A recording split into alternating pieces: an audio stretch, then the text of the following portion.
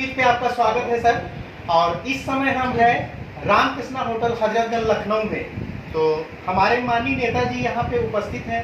Sir मैं आपका परिचय आपके ही द्वारा जानना चाह रहा हूँ सर। मैं आरपी सिंह अम्बेडकर आरक्षण बचाओ संघर्ष समिति का राष्ट्रीय अध्यक्ष हूँ और आज हम आपकी इस चैनल के माध्यम से सूबे की सरकार को और देश की केंद्र सरकार को और अपने सब कार्यकर्ताओं को, आरक्षण समर्थकों को एक मैसेज देना चाहते हैं।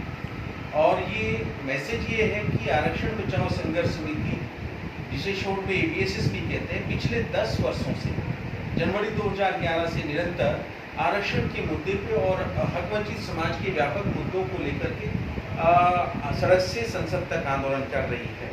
हमने तमाम केंद्र सरकार को, राष्ट्रपति जी, माननीय प्रधानमंत्री जी को ज्ञापन दिए हैं कि आरक्षण को कानून बनाया जाए और इसे कानून बनाकर संविधान की 9वीं अनुसूची में रखा जाए, जो आज तक केंद्र सरकार ने नहीं किया है। परंतु का आरक्षण बिल आज तक केंद्र सरकार ने पास नहीं किया, लोकसभा में लंबित है और ऐसा लगता है कि आरक्षण के प्रति केंद्र सरकार की कोई रुचि ही नहीं है।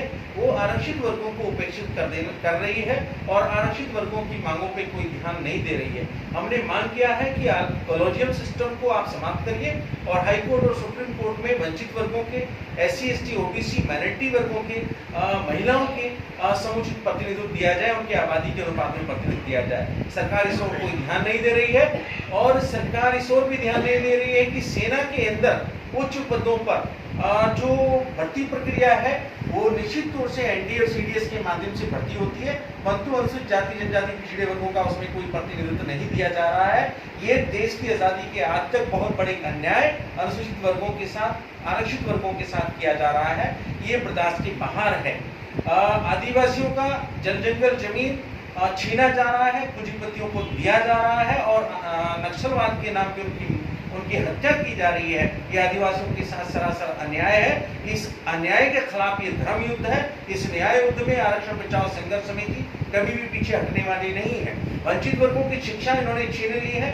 शिक्षा नीति 2020 जो लेकर के आए हैं, ये वस्तुतः आरक्षित वर्गों को, वंचित वर्गों को, शूद्रों को, आदिवासियों को शिक्षा से दूर करने का एक बहुत बड़ा कारण बनेगी। और इस नई शिक्षा नीति के माध्यम से ये हमारा इतना महंगा शिक्षा कर दी गई है। इसलिए हमने मांग कर रहे हैं 2011 से हम मांग कर रहे हैं देश के अंदर एक समान शिक्षा कानून लागू किया जाए, दोहरी शिक्षा नीति बंद की जाए और शिक्षा का बाजारीकरण बंद किया जाए। जब one tax one nation one बाजार की आप बात करते हैं, जब वन नेशन वन फ्लैग की बात करते हैं, वन नेशन वन प्रधान की बात करते हैं, एक राष्ट्र एक प्रधान की बात करते हैं, एक राष्ट्र एक कानून की बात करते हैं, एक राष्ट्र एक टैक्स की बात करते हैं, तो एक राष्ट्र एक एजुकेशन क्यों नहीं, वन नेशन वन एजुकेशन क्यों नहीं? इसमें क्या आफत है? ये दोहरा चरित्र सरकार अपना छोड़े और इस हमारी मांग पे ध्यान दे। और सरकार ने जो नियुक्तियों में जो भर्ती प्रक्रिया लगाई है, जो संविदा भर्ती कर रहे हैं, ठेके पे टीचर्स को रख रहे हैं, प्रोफेसर्स को रख रहे हैं, इस नियुक्ति प्रक्रिया में अनुसूचित जाति और पिछड़े वर्गों का कोई प्रतिनिधित्व नहीं दिया जा रहा है। और जो कर्मचारी सरकारी सेवा में 2004 से हैं, और उन सरकारी सेवाओं को नई पेंशन स्कीम ला करके उनके भविष्य को बर्बाद कर दिया गया है। और हमारा ये कहना है कि आरक्षण बचाओ संघर्ष समिति ABSS के माध्यम से हम इस आंदोलन को गति देंगे और जो दूसरे संगठन भी इसको लेकर के आंदोलन कर रहे हैं उनको भी हम समर्थन देंगे, भरपूर समर्थन देंगे जो कि पुरानी पेंशन स्कीम लागू की जाए और इसके अतिरिक्त किसानों के जो काले कानून हैं उसको सरकार वापस ले। ये किसानों को ही नहीं, इस देश की गरीब जनता के भी खिलाफ है। तो हमारा ये कहना है।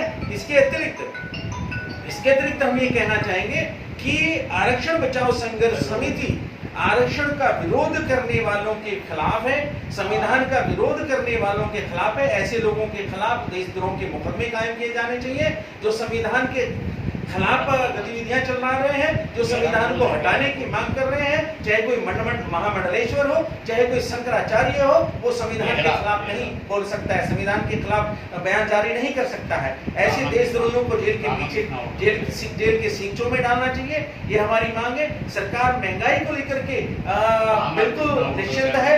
महंगाई जिस कदर बढ़ रही है, डीजल पेट्रोल के दाम बढ़ रहे हैं, शिक्षा महंगी कर दी गई है, चूल्हे की गैस महंगी कर दी गई है, दवा महंगी कर दी गई है, फीस बढ़ा दी गई है, अनुसूचित जातियों के पिछड़ों के वजीफे खत्म कर दिए गए हैं। ये हमारे लिए असहनीय है और हम ऐसी सरकारों को सूबे से हटाने के लिए और केंद्र से हटाने के लिए हम गली गली जाएंगे, गांव-गांव जाएंगे और देश के कोने-कोने जाएंगे और हम इसको लेकर के अपने हक और अधिकार को लेकर के, अपने सामाजिक न्याय के मुद्दे को लेकर के, इस देश से आर्थिक गैर बराबरी को मिटाने के लिए, सामाजिक गैर बराबरी को मिटाने के लिए हम कुछ भी करेंगे कि इसके लिए हमें कोई भी बलिदान क्यों ना देने पड़े, हम उससे पीछे नहीं हटेंगे। तो सर, ये जो आरक्षण की बात आपने कही तो बहुत ही सही है, लेकिन सर इसमें हम देखते हैं कि बीजेपी को एक डर जैसा पैदा है कि दलित पिछड़े अगर न्यायालय में पहुंच जाएंगे, वहां जज बनेंगे, तो लगता है कि जिस तरीके से इस समय नंगा नाच यूपी में नहीं पूरे देश में सभी प्रदेशों में आपने देखा है, तो सर उसका खामियाजा यही है दलित पिछड़ों के लिए कि वहां न्यायालय में जब आपके जज नहीं होंगे तो ये लोग डरेंगे नहीं और ये गुंडे गर्दी कर रहे हैं। तो सर जितनी ही बड़ी आप यूनिटी के साथ आएंगे उतनी ही जल्दी ये आपकी सीटें भर जाएंगी। तो इस संघर्ष के लिए सर यूनिटी बनाने के लिए आप क्या प्रयास करेंगे? और प्रयासरत तो है ही हैं, लेकिन सर एक देश में बहुत बड़ा जब यूनिटी आपके साथ हो तब ये ऐसा कार्य होगा, क्योंकि दलित पिछड़ों की सीटें तो वहाँ खाली हैं और संविधान में के हिसाब से मिलना चाहिए, लेकिन नहीं मिल पाई और जब तक ये नहीं मिलेंगी तब तक गलत कर सकते, गुंडेगर्दी होती रहेगी। और जो ये शासन सत्ता वाली पार्टी है तो खुलेआम साड़ियाँ खींची जा रही, गर्भवती महिलाओं के पेट पे गोलियां मारी जा रही, तो संविधान में तो सर ऐसा है नहीं।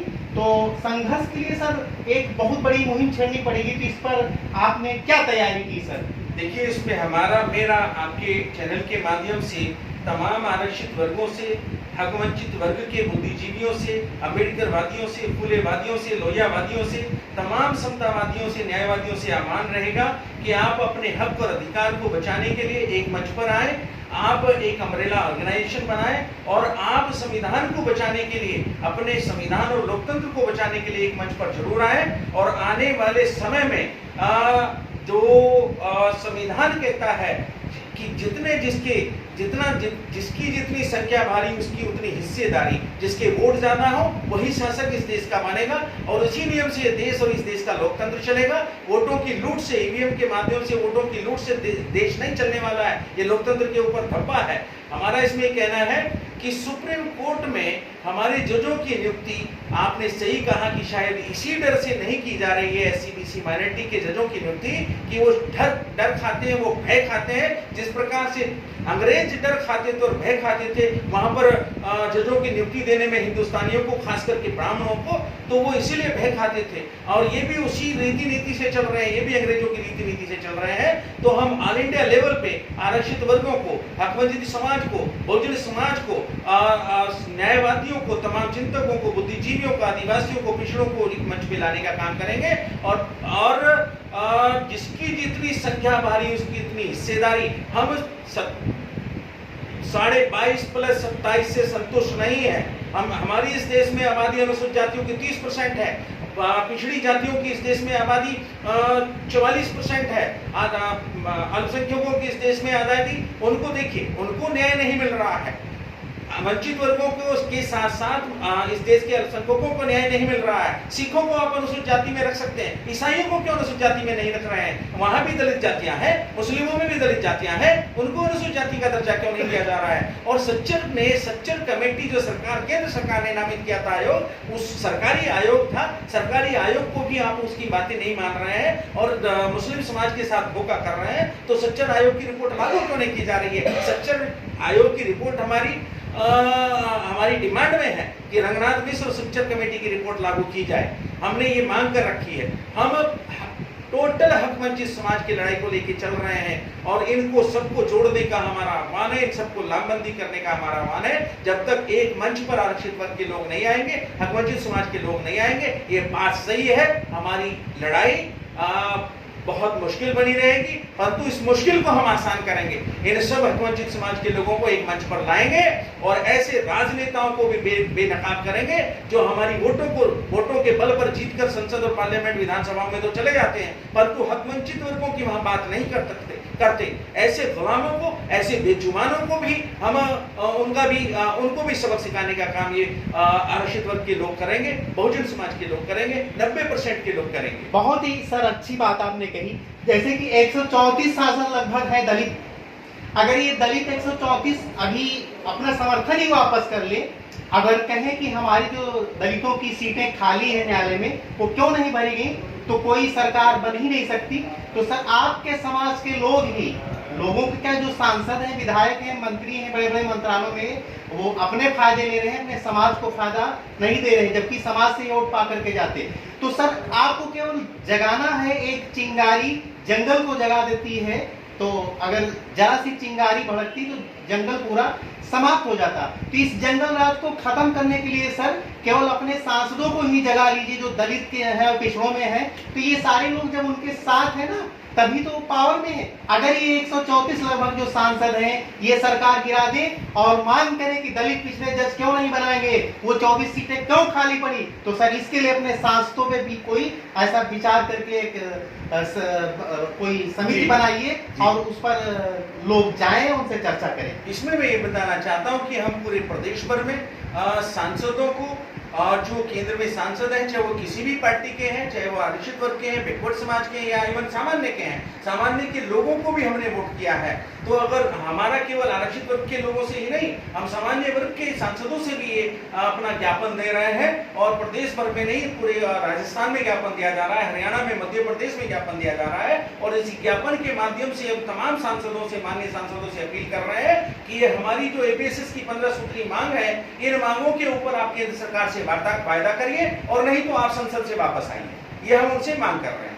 बहुत बहुत धन्यवाद। बहुत बहुत धन्यवाद, थैंक यू सो मच। ये थे हमारे आरपी अम्बेडकर जी, और ये आरक्षण बचाओ संघर्ष समिति के राष्ट्रीय अध्यक्ष हैं। इन्होंने बहुत ही अच्छी बात की है, और जो अपने समाज के सांसद हैं, अपने समाज के मंत्री हैं, अपने समाज के जो नेता हैं, वो बिक जाते हैं और अपने फायदे के लिए आरएसएस से मिलकर के चलते हैं, जिससे दलित पिछड़ों की सीटें जो न्यायालय में खाली पड़े वो अभी तक भरी नहीं गई। तो इस पर चर्चा की और उन्होंने कहा आगे हमारा अभियान जारी रहेगा।